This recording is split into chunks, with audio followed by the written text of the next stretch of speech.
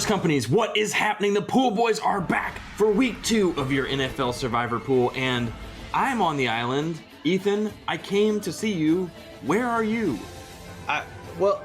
So I thought we were trying to find new islands, or I'm on another island. At least we're on the same time zone, man. This is like Carmen Sandiego, man. How am I supposed to find you? Just look for the giant gorilla. I did not expect that. So if you see a giant ape just wandering around, I'll be running somewhere. So that's, okay. Yeah. Is it presumption that a giant ape killed the giant ape behind you? Is that the idea? No, I think he's gonna get revenge on whoever killed the giant ape. So I am not looking good, especially wearing bones myself. What's that all about? I don't understand. Yes, so First Companies, this is your championship trophy. This is the immunity idol. This is what you are going for. Hopefully it does me well again with said giant ape. But again, this is your championship prize. You want to be the lone survivor and win immunity forever.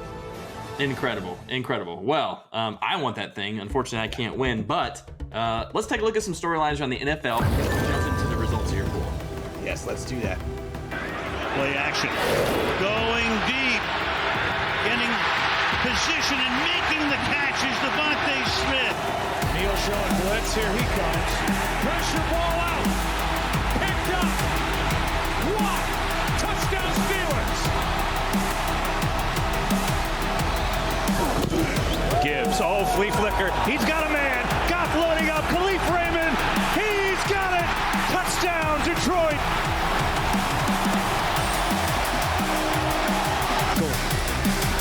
Gather, unleashes towards the end zone. It is deflected in the air, and it's caught. Brandon Johnson, and Denver's prayer is answered. All right, so week 2 officially done in the books, and my goodness, did anyone expect the Bengals to be 0-2? I mean, Joe Burrow won week 1 trash, week 2 not that much better, and now he's hurt again. I mean, that calf. Bengals could be in trouble. A potential Super Bowl favorite to begin the year, now not looking so hot at 0-2.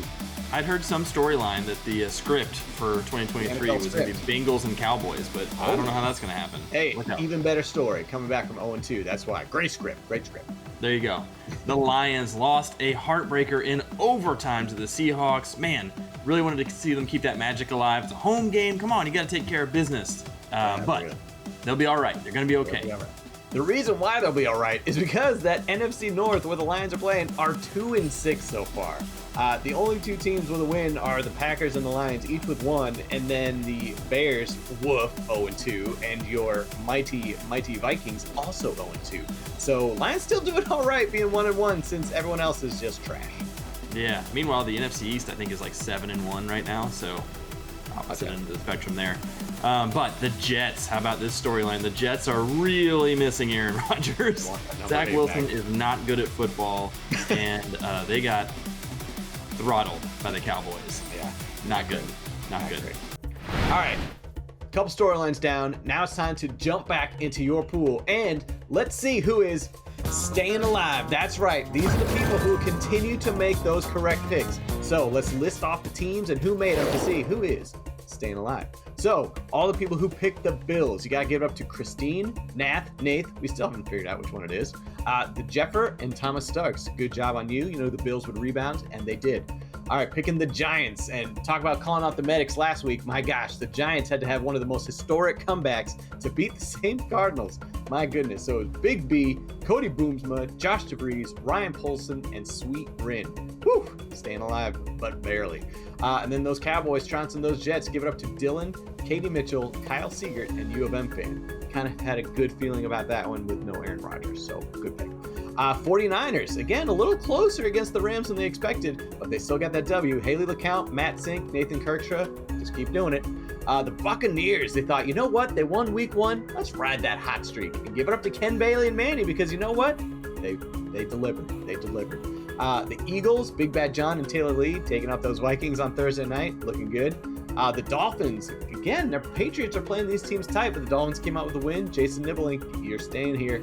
And then finally going with the Saints. On Monday night, Honey Badger. All these people, staying alive here on the island. We love to see it. Great job. Well done. A lot of different strategies here. You see some people just playing it safe, take the best teams in the league, go ahead and use them now. Some people getting on the edge a little bit. That Buccaneers pick in particular, I'm thinking, wow, that's a bold call, but it's a good one because you get rid of that team early. You save teams like maybe the Eagles, the Cowboys, and the good teams for later. So a lot of different strategies here. I like it. Speaking of strategies, though, we have a new badge called the Bold Strategy. Any dodgeball fans out there, great scene. Bold Strategy, Cotton. Let's see if it plays out for him. It's a bold strategy, Cotton. Let's see if it pays off for him. Let's see if it plays out. We had a few guys make some interesting picks. 10-half Craig S. and Matt Zimmerman took the Vikings against the Eagles. I get like the Vikings, maybe you think they're going to bounce back. The offense is pretty potent, but against the Eagles, like, I don't feel great about that. Maybe it's that bold strategy. You're thinking if it does work out, it's great, but not so good this time around. I feel shocked. Damian Malik took the Rams against the 49ers. I don't like that at all.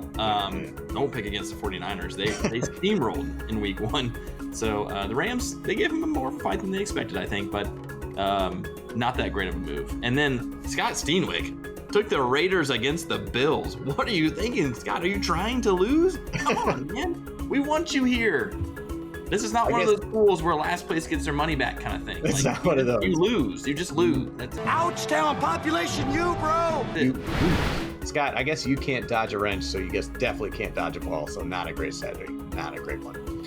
All right. So, as we talked about week 1, we are very generous. We're very accommodating to you all here in this pool. We want to keep you going. We want to build you up a little bit.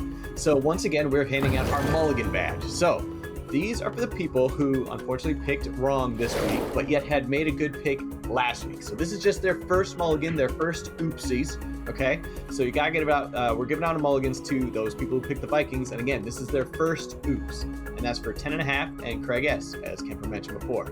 Also, Brian Vandebos picked the Bears. Don't ever pick the Bears because they're terrible. But we'll give you this mulligan because this is your first offense, so we'll let it go. Diane and Monkey Man unfortunately picked the Packers, but mulligan to you. And then finally, Tristan Curry 21 went with the Browns. It was looking good on Monday night until it wasn't, and there was a fumble and return for a touchdown. So unfortunately, Tristan Curry, again, just your first mulligan, but here you go. Mulligans handed out. We don't want to see any more. No more. That's right. If you do have to get a second mulligan, which sounds preposterous, but if you do, you are going to Redemption Island. That's right. If you've ever watched Survivor, they started to introduce this concept early on in the show. We've got a quick explainer video for you here to understand exactly what that means. Survivors live by one simple rule. When someone is voted out, they're out of the game. Their shot at the money is gone.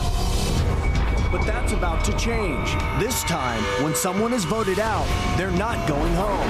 Instead, they'll be forced to live alone on Redemption Island, where the only way to stay alive is to win. One person will survive long enough to re-enter the game for a shot at redemption and the $1 million prize. It's the biggest twist in Survivor history. Creating new obstacles, forcing new strategies. Who will have what it takes to outwit, outplay, and outlast all the rest?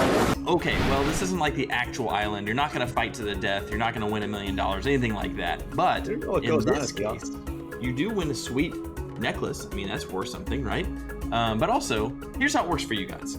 You lose twice in the first 8 weeks. Like, we're giving mulligans in the first 8 weeks. You lose twice in that time span, you're going to Redemption Island, which is not an actual island. It sounds like it'd be really cool and fun, but it's not. What that means is if you lose again, you're done. So if you lose 3 times at all in this pool, you are done. So you're basically on probation. Now, on the other hand, you can get back to the main island, not by defeating all of your enemies and crushing them with a pugil stick, but by winning 4 games in a row, you get back to the main island and you're back in contention for that necklace and for the championship. So now that you're on Redemption Island, that is your goal. Bobby H. chose the Vikings and the Lions, gone, Redemption Island. Damian Malik, Vikings and Rams, gone, Redemption Island. Jason Beek, Chiefs and Packers, Redemption Island. Matt Zimmerman, Titans and Vikings, Redemption Island. Reynolds, Vikings and Lions, Redemption Island. Stop picking the Vikings until they prove something. Stop. And of course, Scott Steenwick, Bears and Raiders, probably the worst 2 teams in the league. Maybe choose the Cardinals this week and you'll just be done. Okay, come on, Scott. This guy sucks. You guys are on Redemption Island. You got to win 4 consecutive games now to get back into the main pool. But if you lose again at any point in this contest, you are done. All right? And I don't want to hear any complaining about it because we told you, don't pick the Cardinals. If you do it, Scott, I'm going to assume the suicide mission. We assume you were just sacrificing yourself to the island, so Yes. yes. So yes, we have people on Redemption Island. We have people in the main pool. We've issued some mulligans. A lot of things are shaping up now. It's going to start to get a little more tight. So make your picks, make them wise, figure out your strategy, whether it's bold, see if it plays out, or if you're playing it safe.